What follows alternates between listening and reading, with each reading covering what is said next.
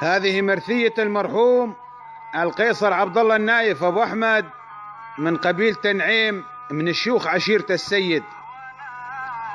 كما أعزي الشيخ أيمن العبد المحسن السيد أبو مهند وكل أهله وإخوانه في قرية سنيده.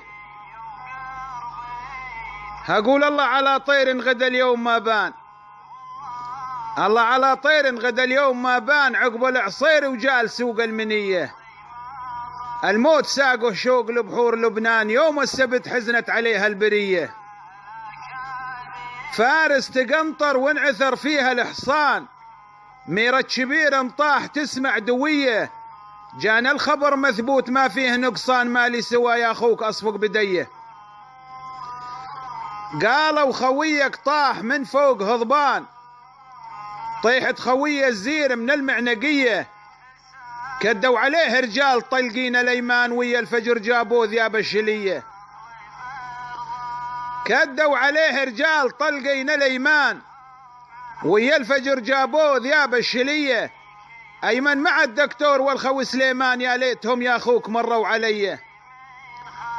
القي عليها الشوف والضم جثمان، نظرة وداع الاخ وادع خويه. اقفها وخلالي بالقلب نيران، الهيل على الحلحيل علوم ونديه. الشيخ ابن الشيخ هلفتك حيلان، قيصر يذيب نعيم سهم الرميه. قيصر يراعى الطيب ذروه ومزبان، قيصر عفيف النفس من الشوشليه.